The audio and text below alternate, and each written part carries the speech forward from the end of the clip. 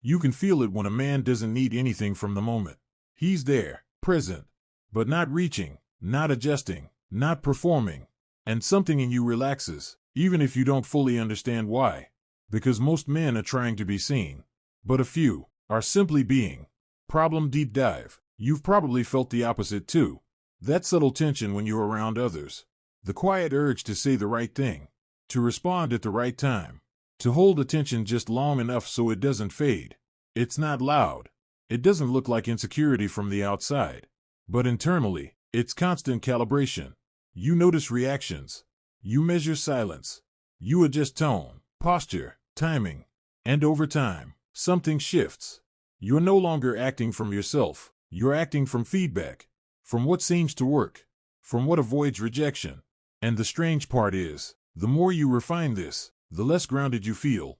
Because you're building a version of yourself that depends on the room to stay stable. Psychological insight. This is cognitive load. Your mind has a limited capacity for attention. And when too much of it is spent monitoring yourself, how you sound, how you appear, how you're being received, there's less left for actual presence. So instead of experiencing the moment, you're managing it. And people can feel that. Not consciously, but through small inconsistencies, micro delays, overcorrections, a sense that something is being calculated. And the brain is very good at detecting that. Because humans aren't just listening to words. They're reading patterns. So high value isn't something you add. It's something that becomes visible when you stop overmanaging yourself. It's not about dominance, not about control, not about saying less or more. It's about alignment. When your actions, tone, and attention come from the same place, without fragmentation. Most men are trying to become impressive, but the few who stand out are simply consistent. And consistency feels rare in a world built on reaction. Mechanism, what's happening in the brain? Think of your mind like a system running in the background. Every time you second guess yourself, a new process starts. Did that sound right? Should I say more? Was that too much? Each one takes energy. Now imagine 10 of these running at once. The system slows. Response becomes delayed. Clarity fades.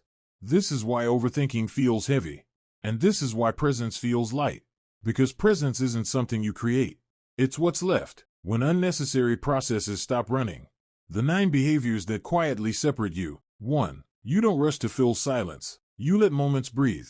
Not to create tension, but because you're not uncomfortable in space. 2. You respond. You don't react. There's a pause between stimulus and response.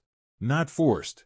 Just enough to stay aligned. 3. Your attention is stable. You don't overgive it, and you don't withdraw it impulsively.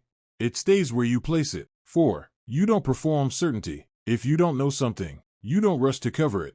You allow not knowing without collapsing. 5. You maintain your pace, even when others speed up or slow down. You don't lose your rhythm. 6. You don't chase validation, not outwardly, not subtly. Your sense of self isn't waiting for approval. 7. You hold your frame under pressure. When tension rises, you don't fragment. You stay the same person. 8. You let others reveal themselves. You're not trying to extract meaning constantly. You observe without forcing clarity. 9. You don't over-explain yourself. You trust that what you've said is enough. And if it's misunderstood, you don't rush to fix every perception. Practical framework, 3 to 4 steps. 1. Notice the internal noise. Before changing anything, observe it. Where do you start managing yourself? In silence? In response? In uncertainty? 2. Reduce one adjustment. Not all of them, just one.